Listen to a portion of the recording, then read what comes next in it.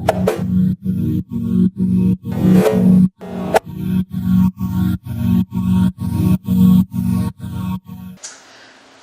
good evening everyone. So this evening I'm going to be talking about how to build production-ready microservices and what it means to build a production-ready microservice. So a quick agenda of what I want to talk about tonight. Firstly, do a few introductions of who I am and what I work on. And then we'll talk about the tenets of readiness. So how do we define what a production-ready microservice is and how you go about meeting or making your service production ready. And then later on we'll talk about how you create measurable guidelines, so how you take concepts and turn it into something that you can actually tick a checkbox or something. And we'll talk about how to go about actually measuring that. So taking those checks and then turning it into something actionable. And we'll have some key learnings and Q&A. Alright, so introduction. So who am I? So my name is Michael Keir. I'm a staff Site Reliability Engineer, or SRE, at LinkedIn. And I'm on the production SRE team. Yes, I have a slightly funny accent. No, it's not the same as David's. I'm Australian with this weird mix of four and a bit years American. So over my time at LinkedIn, I've worked on a number of different things. I've worked on networks, I've worked on microservices that belong to different products. I've been on the traffic team and worked on a bunch of traffic engineering. And most recently, I actually just came off a stint with the database team. So I worked full stack and I've seen a lot over the last couple of years. So my team, Production SRE, we sort of have four main areas of work. So disaster recovery, incident response, visibility engineering, and then reliability principles, which we define it as sort of defining the best practice and then coming up with a way to implement it and automate it. Alright, so what is a production-ready service? So over the last number of years, as microservices have become a thing, and a lot of people are building services very quickly. Obviously, the use and development of cloud services has accelerated that. We sort of find ourselves in a void. We sort of have like a list of unwritten rules or ideas in our head of what makes a service ready, when is my service ready to serve traffic. But for a long period of time, there was actually like this massive void of it actually being written down. So Susan Fowler wrote this really good book called Production Ready Microservices, which basically put pen to paper on what a production-ready service is and how you should go about building a production-ready microservice. And this has been sort of become like a really, really good guide, and sort of maybe in the future it will be seen as a Bible of how we should approach building services, how we should approach craftsmanship in development and operations, and then how we go about measuring that and reporting that. So Susan defines a production-ready application as a production-ready application or service is one that can be trusted to serve production traffic. So if we put it into production, we are sure that it is going to work. And she goes on to say we have to trust it to behave reasonably, we have to trust it to perform reliably, and we have to trust it to get the job done and to do its job without very little downtime. And as the digital economy keeps growing, this becomes more and more important. I saw Colton Andros from Gremlin speak the other week, and he was talking about his product Gremlin, which is a chaos engineering tool. And the amount of money that companies like Amazon or Delta or other really big internet-heavy sites lose when their site goes down, it's in the hundreds of thousands of dollars a minute. So it is number one priority to have these services up and running and being reliable. And as we keep building more microservices, the complexity keeps growing with it. It's not uncommon for teams to have to manage 10, 20, 30 microservices in a complex environment. And as we keep making the development experience better and developers are pushing code faster, the complexity keeps growing for DevOps or SREs to grow with that and make sure that service is stable. So in terms of building the service, there's basically what's called the 6 tenets of readiness. And they're broken up, 5 tenets, and they're broken up in the following ways. So stability and reliability, scalability and performance, fault tolerance and disaster recovery, monitoring, and possibly the most difficult of all, documentation. So firstly, let's look at stability and reliability. So stability. So this is not about how the service runs. It's about how the service gets developed and gets deployed. So for developers and as for SREs to debug and operate these services, it's really important for us to have stable development cycles and stable deployment cycles. So if I'm looking at development, what do I expect? So at this point in time, I think it's pretty much accepted that we have continuous integration with central code repositories like GitHub, and we also have code review. As you'll find with more compliance requirements like GDPR, as we have more compliance requirements on how applications are changing, especially for GDPR or SOX, you do need to have code reviews. One important thing is having reproducible builds. So if I go and build an application, whether it's on my laptop, my desktop, or on my build server, can I get a reproducible result? And that becomes really key in trying to debug things if you don't have that. And then finally is like unit and integration testing. So if I go and develop something, can I go and validate that my changes don't break anything, and that I can, when I go to production, can I trust that that code is good to go?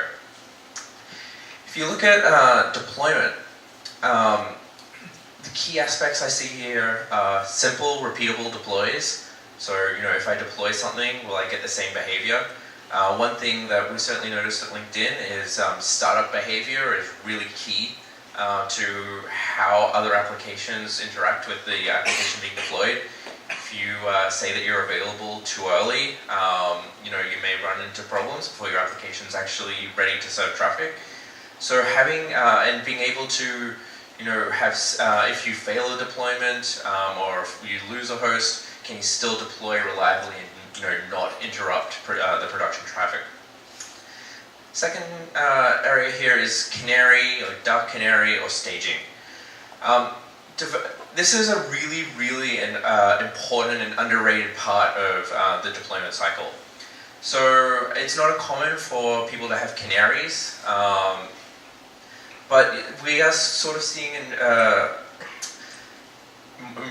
what we call a move to the left, where instead of just having canaries, we can be a little bit smarter about it. We can actually have dark canaries, where you can have you can mirror traffic to your canary instance, validate that everything's okay without sending responses back to the user, and validate that the dark canary is behaving the same as all the other other deployed applications without impacting the production environment.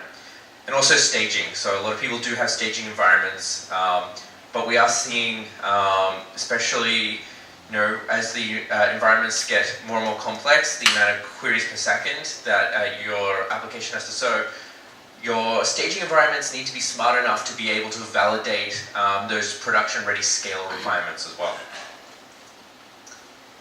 And then finally is canary testing. So building off the same sort of thing, making sure that you have really well-established procedures for testing your canaries. So at LinkedIn scale, we actually have an automated system called EKG, which does this for us. Where, hundreds and hundreds of microservices, we can't do this manually multiple times a day, so we actually have a system to do that. And as, again, the development cycle becomes faster, the time between deploys becomes smaller, this becomes more imperative. So if we move on to reliability, there's a number of really challenging aspects we have here. So the first one is dependency management. So a lot of people have a number of microservices, number of APIs on those services, and the call graph between those services becomes extremely complex. And it becomes imperative to manage your dependencies. So if you have like a middle tier profile service or a user service, you have downstream requirements, you have downstream databases, and you have a number of clients upstream. Making sure that you understand how those clients interact with you and how you interact with your downstreams is really important. Because if there's a change in traffic behavior, either from a client calling you in a different way, like asking for more profiles in one API call, or if your database becomes a little bit slower or has periodic errors, if that changes, you need to understand how your application changes with that. And knowing all these things, understanding the impact of changes, really matters. Secondly, onboarding and deprecation procedures. So going back again to the developer experience, it is really important to have really good documentation on how a client should onboard to your application, to your APIs, and also how they should get off. So if you look at onboarding, making sure that you have best practice patterns established, making sure that you have ACL controls, how those all work well established. I'm sure a lot of people in the room are working on GDPR. Access control is really important. And having procedures to make sure that clients can onboard smoothly is really important. Equally, deprecation procedures are just as important. If you don't clean up code, if you don't clean up firewall rules when you deprecate, you end up with a lot of technical debt, which over time becomes really difficult to manage. So having those procedures in place on how to get onto the application and also how to get off the application is important. And then finally, routing and discovery, which is my key interest of mine. Is there a standard way for your application to be discoverable? If you add more hosts or remove hosts, does your load balancer easily scale with that? Someone actually asked me today, why would we not use hardware load balancers?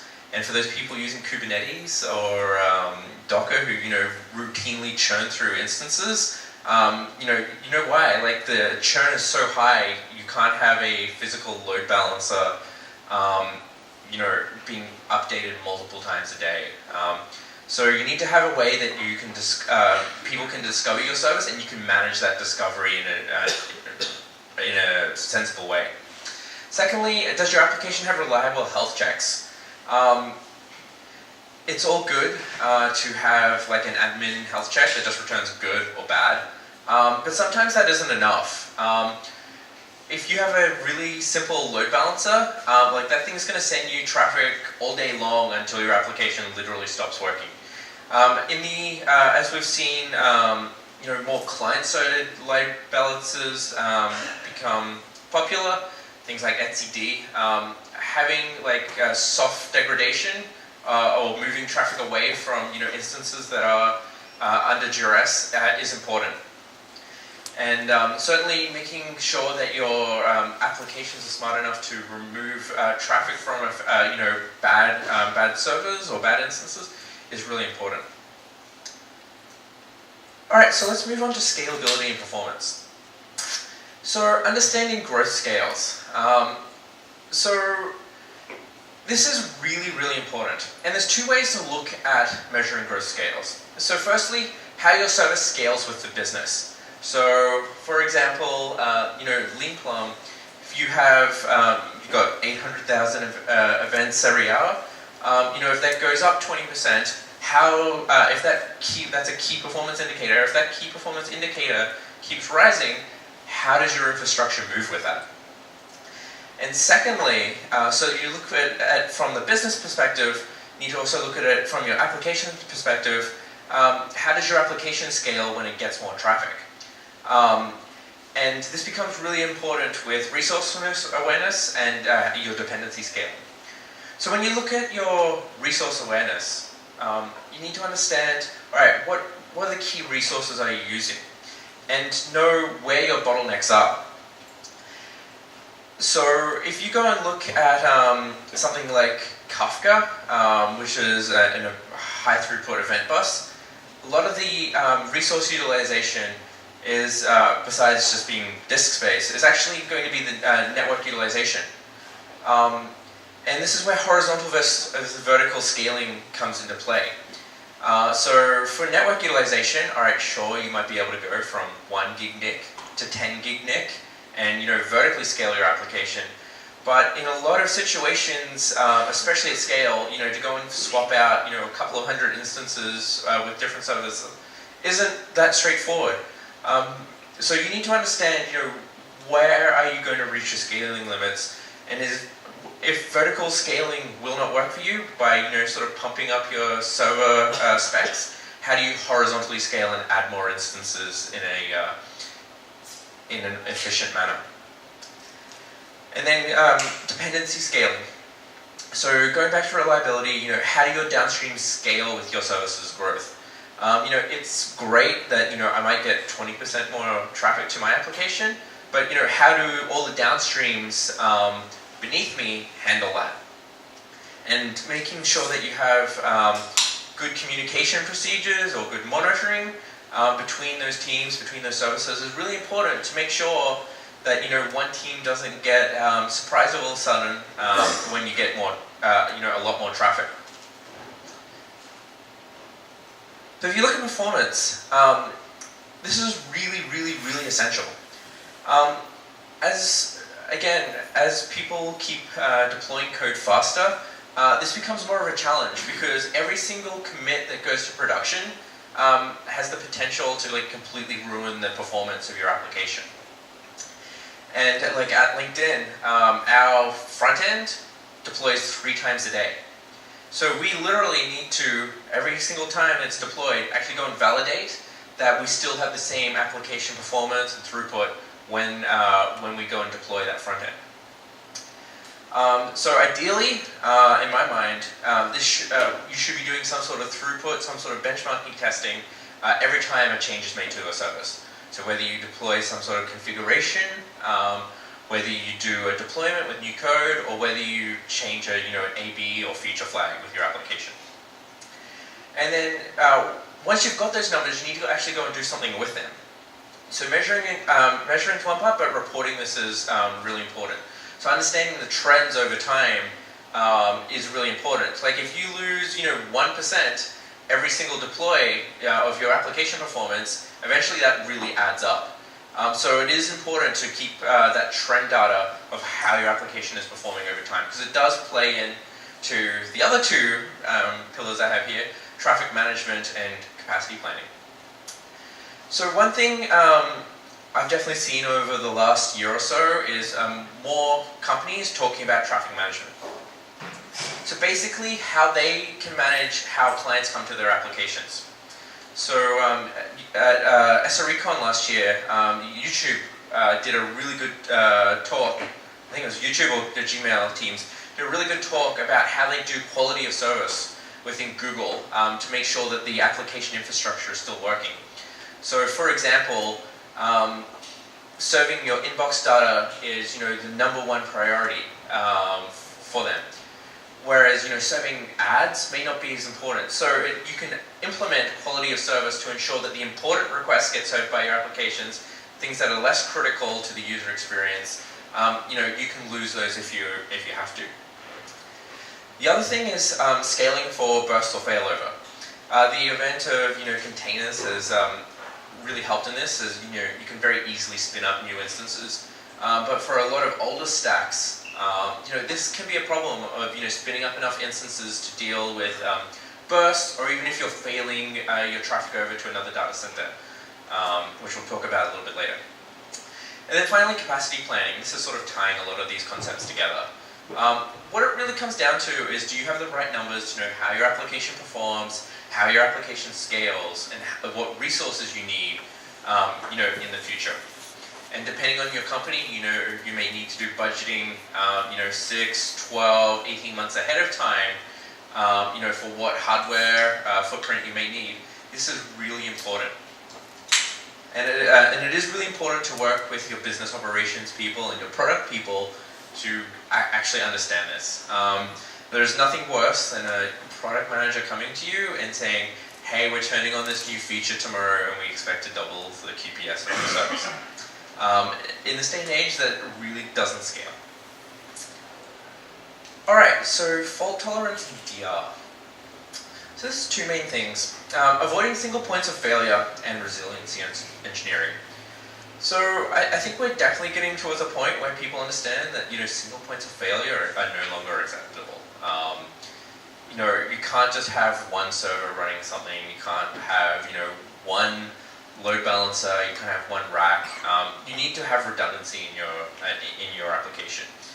And going back to the examples I was giving of Amazon or Delta in their losses, they didn't have. They had single points of failure basically in their systems. They didn't. They weren't able to work around losing certain pieces of infrastructure at times, and it cost them money. So the message here is do the right thing early to avoid problems down the road. And then secondly, resilience engineering, or what you may know as chaos engineering. So it sounds counterintuitive, but deliberately stress, break your service to find weak points in it, and look for ways to make things fail more gracefully. At LinkedIn, we've spent a lot of time in the past 18 months on investing in chaos engineering or resiliency engineering, and in a controlled manner, break our applications and see how they respond to services not working at all, or working somewhat, having great failures. And from that controlled testing, we're actually able to go and write more defensive applications, so that that when the time comes that we do have some sort of infrastructure issue, our application doesn't fall over.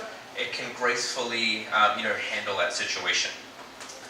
And the TLDR here really is outages will eventually happen. You need to be prepared for them.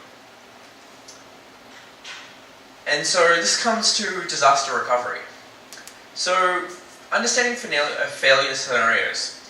So understanding what ways your service can break and building off that resiliency engineering data is really important. For any given service that has a dependency on something else, there's so many ways that it can break. You can have a bad NIC, you can have a bad switch, you can have a power outage in a rack. The other server could just be broken. It could be that simple. Understanding how your application responds to all of these is really important, and having plans in place on how to respond to these is equally important. It's great to sort of understand those failure scenarios, but you also need to come up with a solution, like how are you going to deal with that?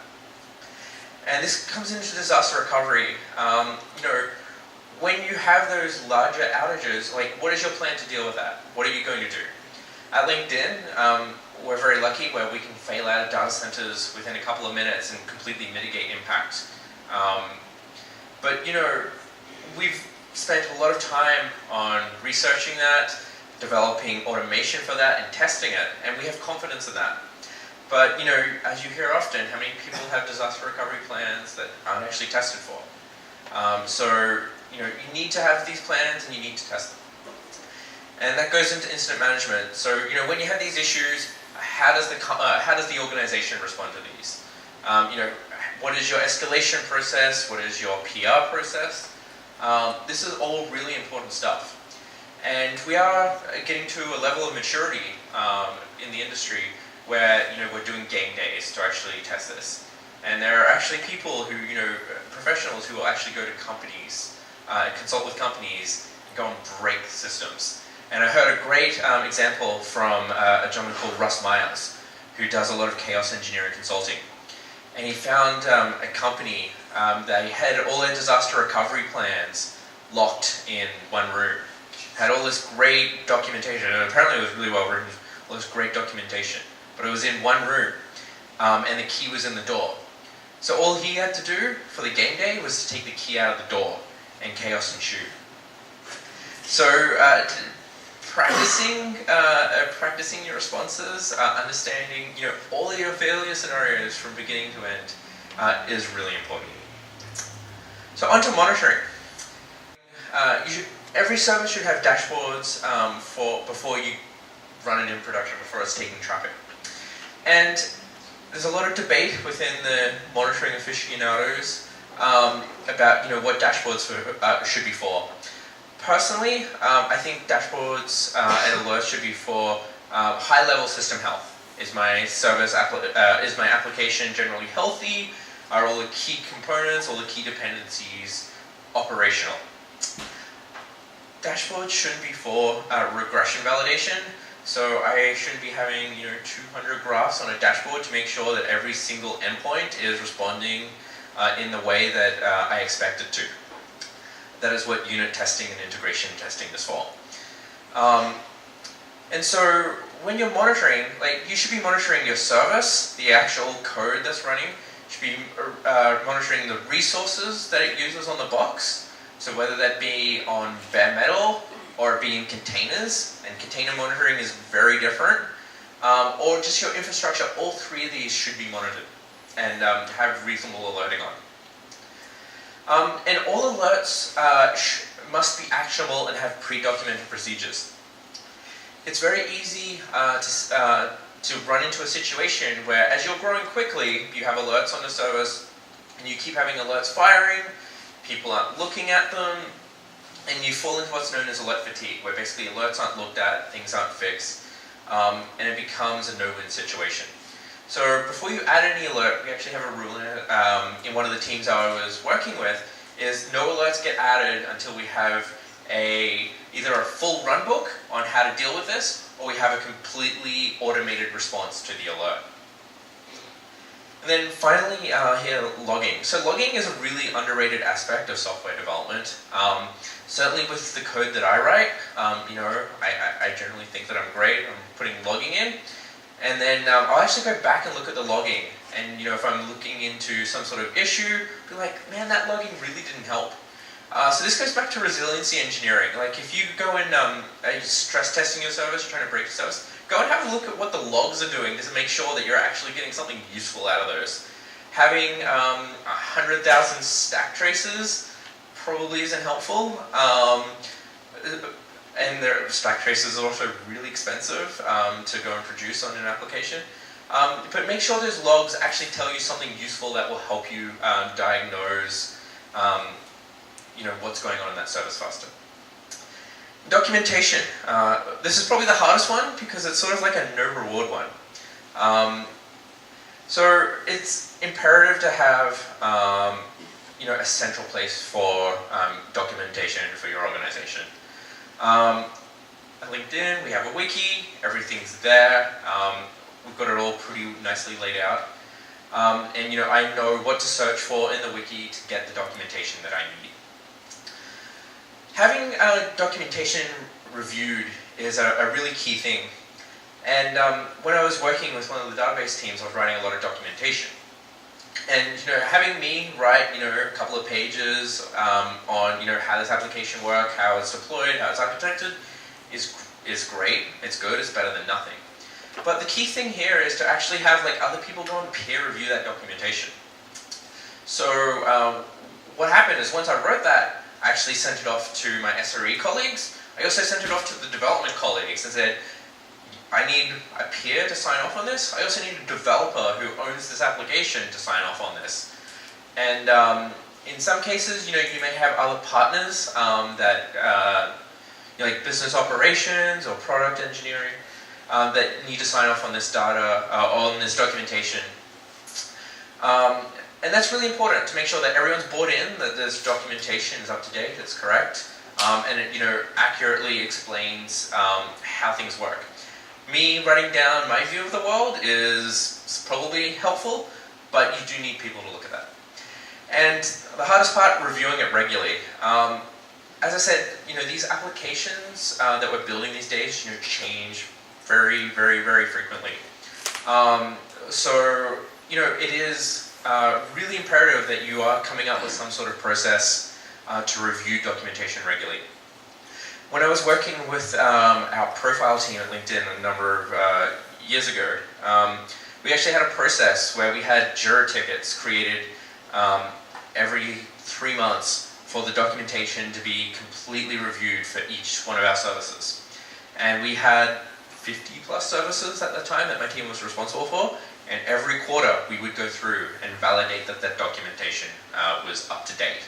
Because as we all know, there's nothing worse than having out-of-date documentation. So what should you have in your documentation? This is what I would recommend. So like key information about the services. What ports does it run on?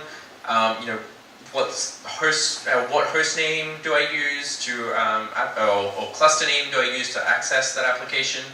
Having other things like where the code is, where the config is. This is all really important. Having a description of what the application is, how it runs, having that architecture diagram there, how all the pieces fit together is really important. Having API descriptions is really important. At LinkedIn, we're lucky to have a framework called Restly, which sort of self-documents a lot of this stuff for us. But having examples of how APIs work, how to actually run a real-world example to validate that something's working is important. On-call information. This one I keep hearing from other people, sort of falls through the cracks. If you have an application in production, it must have some sort of on-call attached to it. And so whether this is something manual that you document in a wiki or you have an on-call service, like we do at LinkedIn, and it's open source if anyone's interested, this is really key to be able to know who owns this code, who owns this service really quickly, because there is nothing worse than sort of spending dead time in the middle of an incident trying to find this information that you should have. And then going back to what I was saying earlier, onboarding information. So how if you're a developer, how you start developing with this application, or how you start how you understand how this application works is important. So creating measurable guidelines. So all these things I talk about, they don't necessarily turn into something measurable that you can sort of check, right? So you may need to look at outcomes of specific guidance to create measurable guidelines. So for example, stability, we had 3 tenets. Development cycle, deployment cycle, stable introduction, deprecation procedures. So if I look at the development cycle, here are 3 example checks that I could put in. Do I have unit test coverage above a certain percentage? Has this code base been built recently? Is there a staging environment or a canary for the application? They are like really simple things that you can check. Again, for the deployment process, has this application been deployed recently? What is the successful deployment percentage? These are really basic checks that sort of show you, is the ecosystem of stability working? So how do we go and do this? So why do we go and do this, sorry? So firstly, there's 2 reasons. One's standardization. One of the things Susan says in her book is if we're building with lots of these services, they need to be built in the same way. You can't have things built in different ways. It just doesn't scale for a team or for the company. And secondly is quality assurance. Having build readiness gives us some level of quality assurance in our applications. So there's 2 ways to do it. One is manual checklisting, or secondly is automating this via a dashboard or a scorecard. So at LinkedIn, we have a tool called SSC, which stands for Service Scorecard, which allows us to sort of see some level of readiness for our services. So for me, I'm actually still in 2 teams, and you can see for my services, I've got 93% and 89% for my for my application readiness scores. So from that high level, I can dig down and look at my team, and I see all my, and I apologize, I had to blur all of these out. I can see like all my applications, who owns them, and then what my score is for those. And I can dig down and then go and see, what checks am I passing or failing. So one of our applications, Griffin, developed by Untitled over here, it's 100%. It's passed all of our build readiness requirements, and sort of gives us a level of confidence that when it gets deployed into production, we're confident with that, and we can sort of see, we've actually got a graph that you can see over time, and I don't know what the time scale is there, but it has been 100% for a period of time, so we have confidence in the ecosystem of that application. So quickly, key learnings. So there's basically three ways to get to this point of view, to having build readiness. Firstly is just creating a set of guidelines. Get something written down of what you expect in your application. Secondly, automate this. If you have lots of services, doing this manually becomes pretty painful pretty quickly, especially at a high velocity rate of development. So I strongly recommend automating it. And then finally, evangelizing this. So, it's great to have a set of guidelines, it's great to have it measured, but you do need to evangelize it. So building those expectations in with your engineering team, with your product team for guidelines, making it a part of your company culture is really important. And without that evangelization, you will not get to having build readiness. So that ends my part of the evening.